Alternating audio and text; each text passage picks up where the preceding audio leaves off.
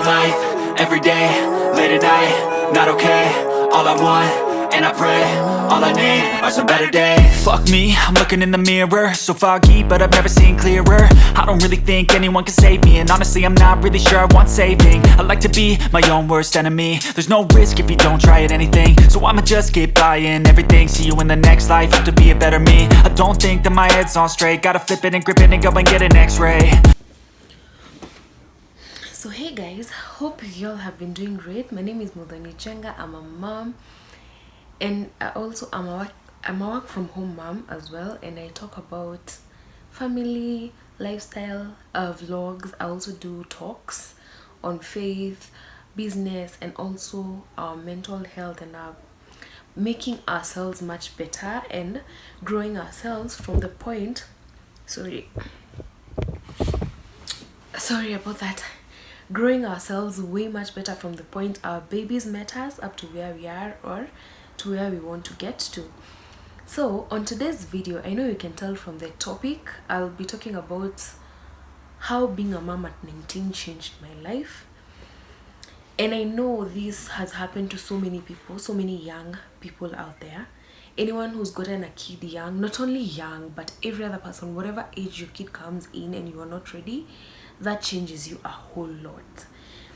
I really hope my camera is taking correctly. The last time I did this video, I collected some very bad footage because I didn't get the whole face. I was getting like half of my face and all that stuff. But anywho's, back to the video. I have some notes over here. I had actually prepared a whole talk and all that stuff, but anyway, let's get to the video before we start blabbering a lot. So on to my first point, I literally learned how to become a mom, or how to be a mom in the first place. I was 19, I was still a kid. I had just come from high school. I think I was just 1 year out of high school. So by the time I became a mom, I was pretty young. I had not even raised a kid before. The ones that I had raised, I had helped my cousin to raise a child once. Her daughter, she's a bit 2 years older than my son. So, and I'm not a very patient person. So patient came along, like the patience, the taking charge and taking care of your kid and knowing that that kid depends on you. I'm not a very patient person. So there's this one time my cousin's nanny disappears and she leaves me the daughter. So I'm home and the kid sometimes could cry a lot. I don't know if I should call her colic by then, or I just don't know. But there came a time that this kid cried like the whole day. I don't know if it's because it was on a weekend and she was used to the mom, and then all of a sudden I'm around and the mom is not there. Akiumtuya. I remember by the time my cousin was getting to the house, I didn't even wait for her to sit down or do anything. I was like, shika mtoto. I just gave her the kid and I was like, ugh. So with that, I knew I'm not taking my kid to anyone.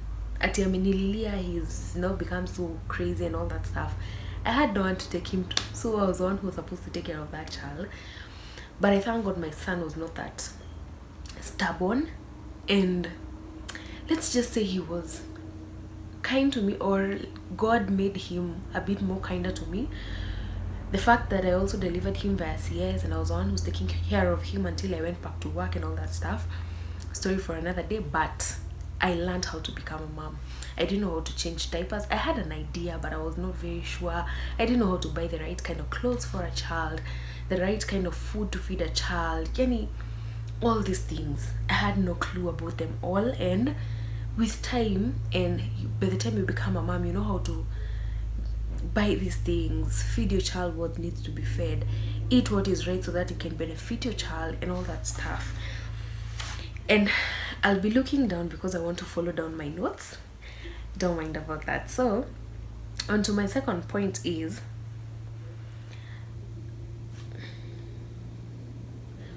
sioni, literally I don't see shit.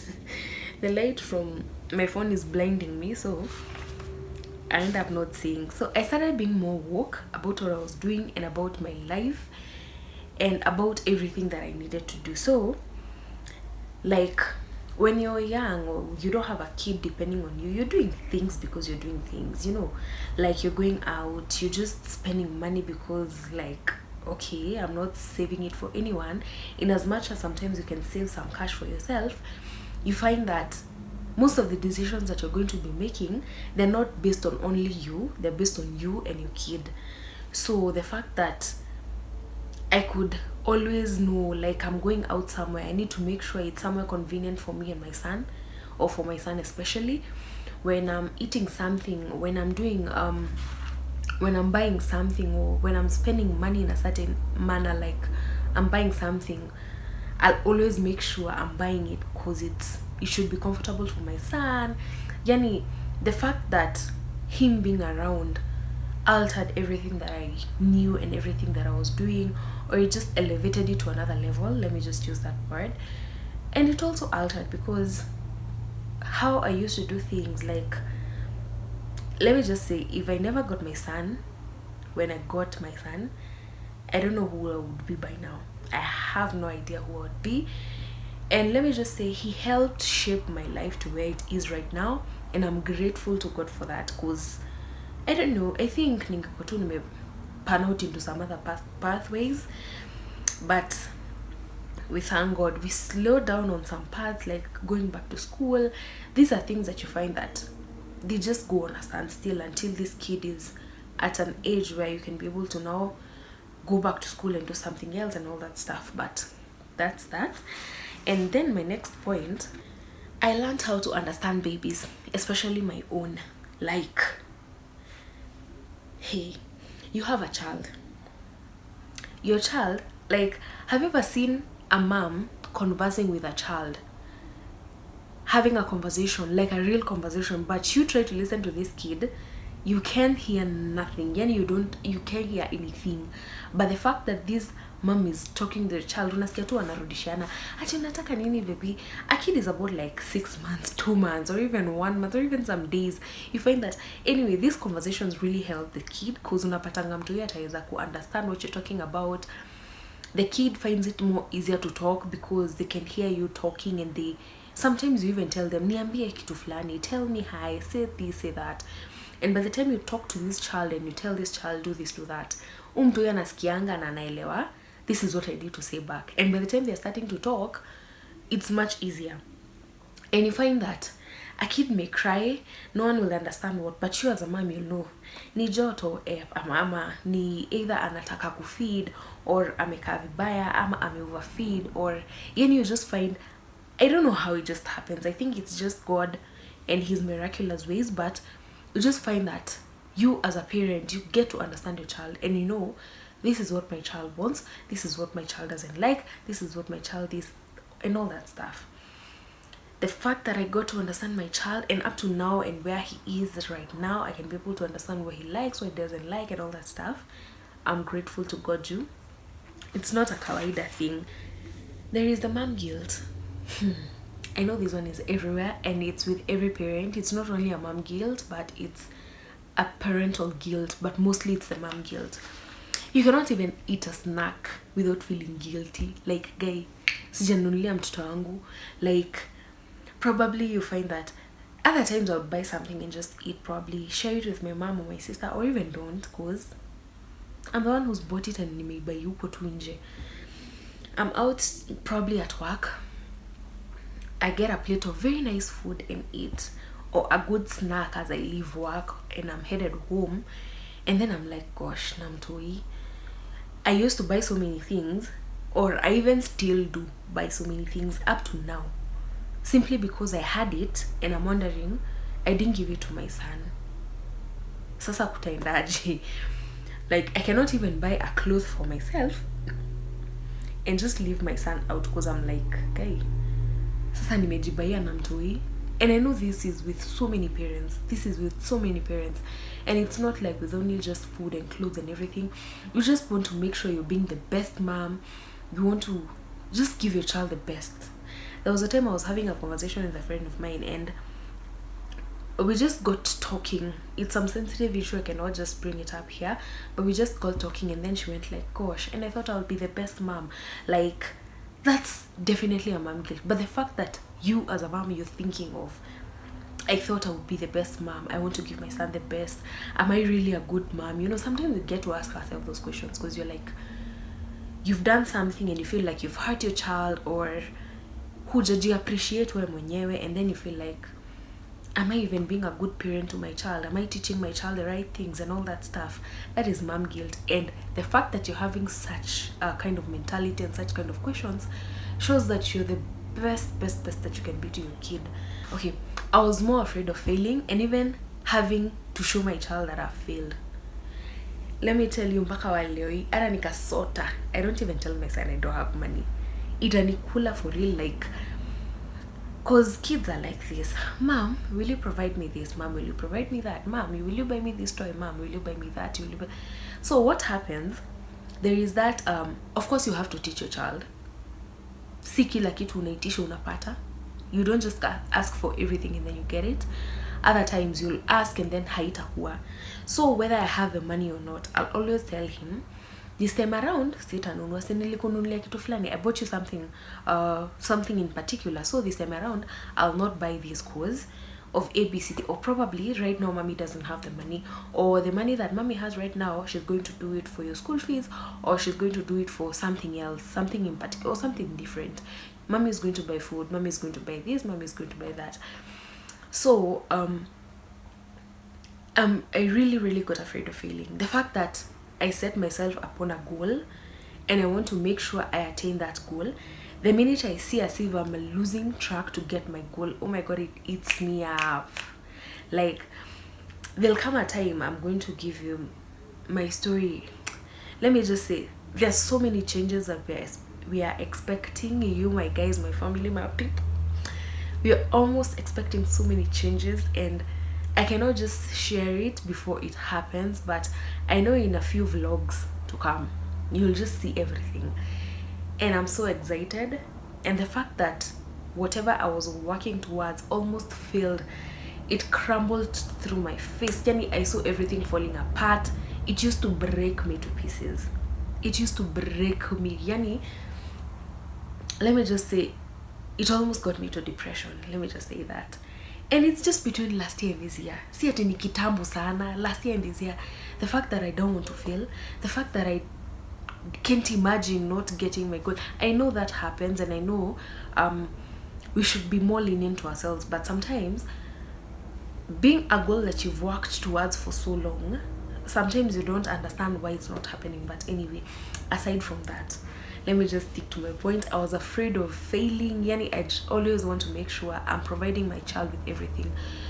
Ikifika point that they have a school trip, or he has a party that he needs, probably his birthday or something else, and I feel like financially kuna venye ine guy hiyo kitu inakulanga, and I know it happens to so many parents. Or kiatu yake imeharibika and he needs shoes, ama nguo zake zimekuwa kidogo, you don't have the money. That, of course, as a parent, you'll see it as failure. And the fact that you're not being able to give your child everything that you'd want to give them. That's another point. I know we can just sit down and talk broadly about all these points, but anywho, let me go to the next point. And my next point is I became more anxious of what was happening around my child. Yani, the anxiety is real. Let me just say that. The fact that, okay, I have a child. There was a time, kitambo sana. I think my son was about like 3 weeks old. And I think that's where the fear started. I'm just out of CS and my wound is healing and I'm struggling and all that stuff. I'm tired. You know how your body has not yet recovered. Sitting down is a problem. Kulala is a problem. And it's at night around 11 and my son wakes up. And that day, I don't know, I think people are really good and they try to visit you to come and support you. But I think the first month is supposed to be left for the mom to just survive and just get back to yourself. So I had just nursed so many, or I had just attended to several visitors, because during the day I used to stay alone. My mom used to go to work, my sister was in school back then. So I had just stayed with a few visitors that had come during the day. So the fact that I'm still healing, I have a child I'm taking care of, and then I'm visitors are just popping in to come see me and my child, it was turning on me. So I was very tired, and the minute I'm just laying down to sleep, my son wakes up and he wants to feed. So like the tired mom I am, I just place him correctly, and as I'm sleeping and he's lying down as well, I try and breastfeed him while we're sleeping. Then all of a sudden, I think anafeedingi and overfeed to a point. I don't know if it's belging or what really happens, and I know like most people have had that scares, and he starts choking on the milk. By the time I realize it, I called on to my mom. I'm like, mom, mtoi anachoke. Me mwenyewe, I'm not even that swift to take him and do whatever needs to be done. And let me tell you, from that day, it took him a few minutes to respond to the breathing and just cough out the milk and all that. But from that day, the anxiety began. Thinking that, guy, what if my house help or my nanny who's with my child akifeed mtoi a choke, or the kid falls down and hurts himself or even breaks, probably you're walking, ameanza kutembea. Aki nannies. Anyway, I've had good nannies, but I've had also bad ones. There was a time I was living somewhere around Wayaki way. I go out to give my friend a push na acha mtoi na nani kwa hao. I come back to the house, or as I'm heading back home, we used to live, it was not a very very high highway, but it was ni barabara ilikuwa inapitwa na magari. So me, I'm coming back home, and I meet my son. He's about like 2, almost 3 years, coming towards me. I was shocked. That was another thing, the fact that he's on the road, there are motorbikes, there are cars. Yani, let me just tell you, those are one of the things that make me go through that anxiety and thinking, is my son going to be okay? Is he going to make it? I hope he's not going to be hurt. It got so bad to a point, nilikuwa nashindwa kuvuka naye kwa barabara. Whether I'm carrying him or not, or even I carried him to a point, he was too big, because I don't want him to be hurt or to find something bad on the road or something. And I know these are things that affect us as young parents, not only young parents, as parents in general, the anxiety. On to my next point. This is a point that affects so many parents: learning how to balance the punishments and the favorism. Knowing when to punish and knowing when to applaud your child, na isikuwe tena umemfavor sana, or you're spoiling your kid too much, and knowing the right kind of punishments to punish your child and all that stuff. This is something that is just on a whole other level. Yani, it got to a point I had to now start watching counselors and listening to counselors on best ways to punish your child. Do you know, okay, I'm very very passionate about mental health and psychology and all that stuff, and child psychology, especially because I have a child and I deal with kids around me, especially my friends' kids and all that stuff. So I really like familiarizing myself with the issues that kids go through, or kids can put you as a parent through, as a parent. So I learned something, that if a child learns the same way unasoma mtoto, like the same way you're seeing your kid, my kid likes this, my kid doesn't like that, my kid likes this. Kids know when to press until your breaking point, and they know at your breaking point, mom does this or daddy does this. So the minute your kid is taunting you, doing something wrong, unamkanya, you're yelling, you're doing all that, they know your breaking point, and they know after your breaking point what happens after that. So there are kids who will play with your psychology. No matter how small they are, they'll play with your psychology to a point you give in to what they want, or you give in to their demands. And knowing how to balance not giving in into the kids' demands and not being so harsh on the kid and all that stuff is just a whole other topic. And I hope by the time I'm done with probably schooling and all that stuff, I can be able to share more knowledge on this platform, and even about helping our kids and all that stuff. Another thing I'd like to encourage us as parents: when you have your child and when your child does something nice, always applaud your child, and also watch the kind of words that you send out to your child.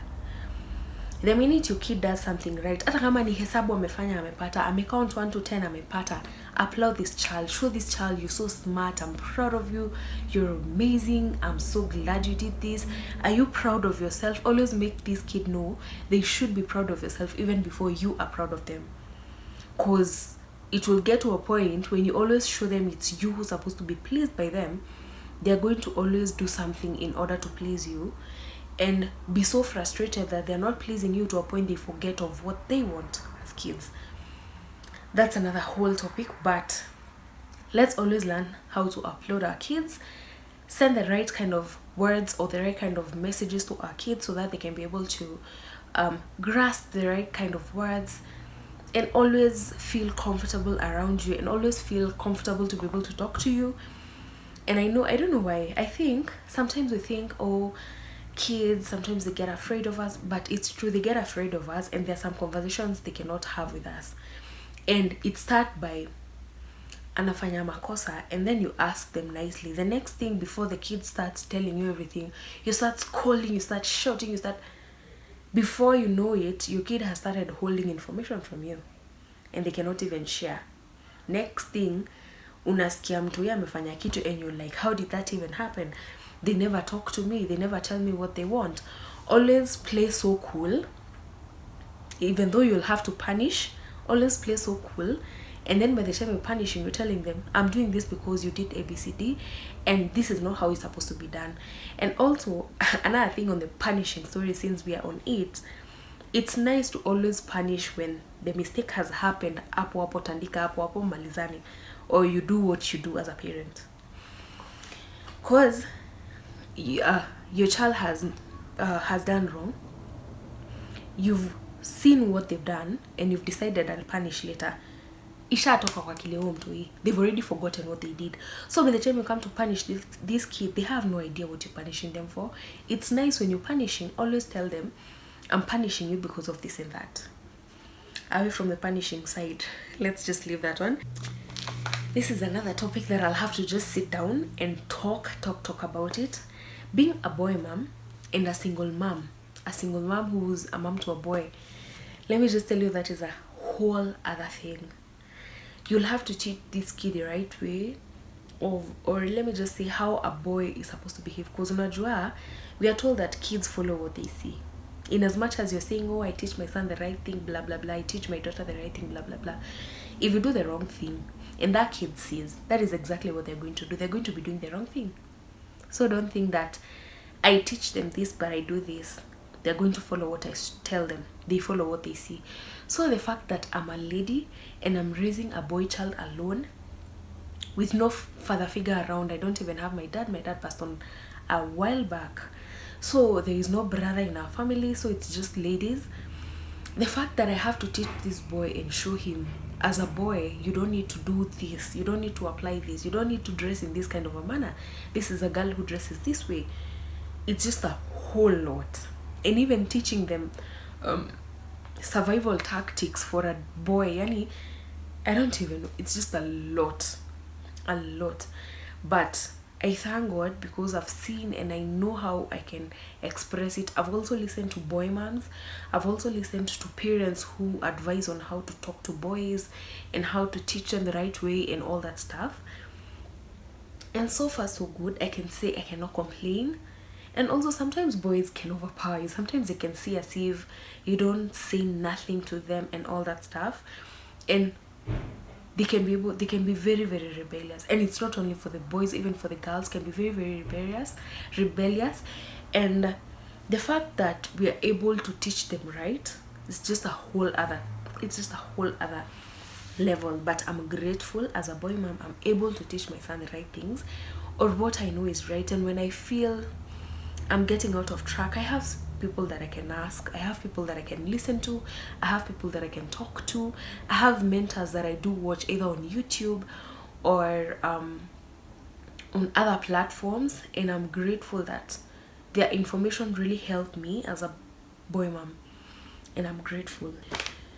My next point was I got more cautious of my mental health and teaching my kid the right kind of path to follow, and not giving him mental health issues to deal with.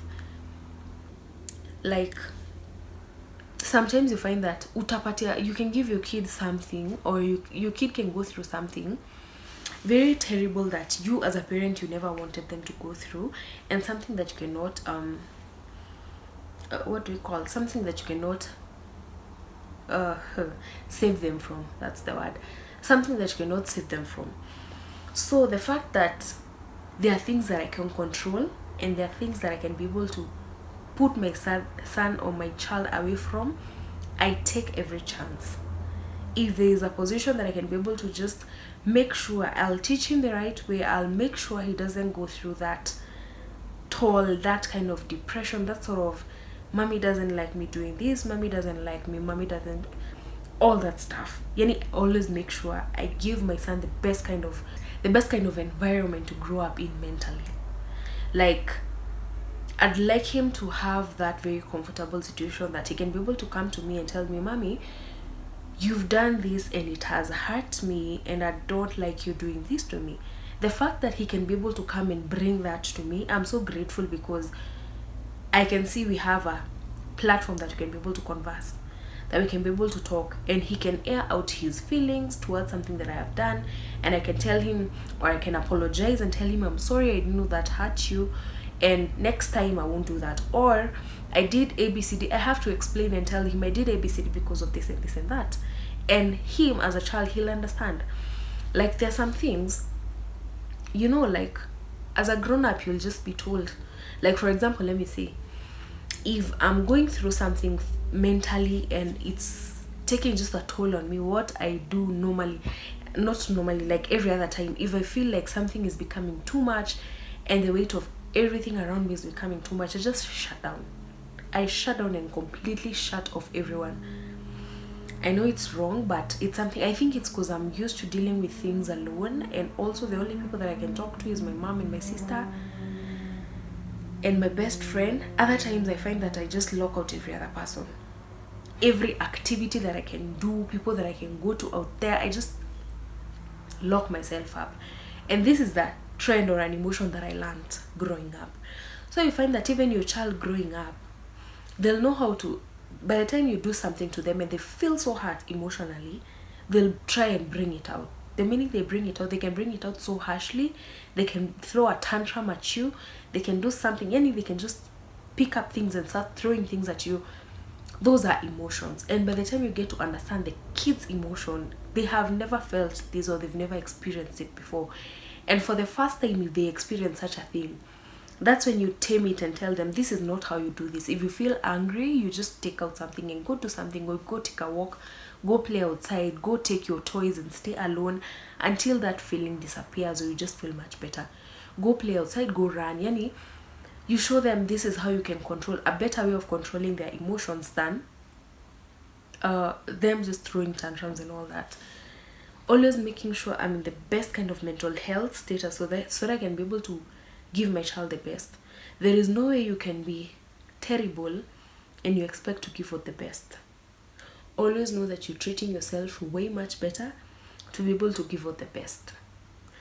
And that is exactly what I've been trying to practice. That is exactly what I've been trying to talk to the friends I have around me. We talk and we tell each other, I think this is the best way we can be able, because let me just tell you, parenting has no manual. And you've like, there was a time I was talking to my mom, and just to tell you, parenting has no manual, and you just do it venye wewe unajua, and you just pray God to give you the best kind of pathway to follow. My son gets this kufura huku. We used to get this tulikuwa tunazitanga mongai. I know that the cukes can get what I'm saying. This section, you find that they're not tonsils, they're these other ones that used to fura behind your ears here on the jaw. We used to call it mungai. And then I noticed, like, one morning before my son goes to school, amefura side moja. I have some capsule I give him, not capsule, paracetamol, some painkillers and these fever things and all that dawa I give him before he leaves for school. And then after he's gone, I call my mom and I'm like, hey mom, nimenotice Aiden akona hii mungai, but ni side moja. Tulikuwa tunatreatiwa aje sisi? She goes like, guy, me, I have no idea. I think I even forgot how I used to do this. So you find that with every kid you have your own experience that you're going through. And the fact that, let me just tell you, the fact that you're doing it and you've come this far as a parent, whoever you are or wherever you may be, you're doing a good job and big up. And for those areas that you may find that you're laying behind, or some things are not going as you'd expect, keep doing, look out for the best kind of ways to follow, and you're going to find it at the best way possible. So with that, those are the few things, or the things, and so many other things that's changed, including the fact that I fear dating. Since I became a mom, I fear dating, and I just can't introduce anyone to my child. I've only introduced one person to my child who I was dating, and the minute I saw as if things were not going how I expected them to go, I just cut that communication completely. I cut that bonding completely, because the fact that this guy will leave, or he'll break my heart, or he'll break me, he'll end up breaking my child's heart. And that is one of the things that I absolutely hate. I'll rather be broken and I'll deal with it than I'm broken and my child is broken, and then I get more broken because I can see my child is broken and they can suffer because of something I would have avoided, or I would have saved them from. So that's that. And it's just a lot. The fact that I fear even getting kids, I fear raising kids. I don't even know how I'm going to be able to get another child, but God is going to when the right time comes, it's going to come. I had some mental trauma that I went through, the postpartum, the fact that I was alone through the pregnancy, and by the time I delivered my child, raising my child. It's really nice when you're doing it with a partner, and a caring partner, and a partner who's giving you the support and helping you out, not only financially but emotionally. But the minute you do it alone, that's everything. Yani, it's just a lot. But we thank God because we've come in so strong, and big up to every parent who is either doing it alone or you're doing it together. It's not easy raising a child, and that's part of the things that changed in me when I got my child at the age that I got my son at 19. And yeah, so that's the end of this video, and I'd like to thank you all. And for the new subbies, thank you for tuning into this channel, and always the people who come to my channel and view my videos, I'm so grateful. And guys, if you view my video, please make sure you like the video make sure you like the video. The minute you click on the video, just like it before you forget. Abby, just like it too. It really supports my channel. The fact that you keep on liking, the more you like, the more my videos are shared to people out there, and the more we're going to gain more followers. I'd like this channel to grow, and I'm grateful for the ones who've stuck around with me for the far we've come. Thank you. So many things are coming, and good things, and we thank God. But don't worry, just stick around, and then when the right time comes, I'm going to announce it to all of you, and you're going to see, and we're going to celebrate together. So let me just cut this video at this particular point. It's a bit late, but we thank God. Let me just say goodbye at this point, and we'll see you on another video. Bye guys. Better days, 'cause all I want, and I pray, I believe in the better days.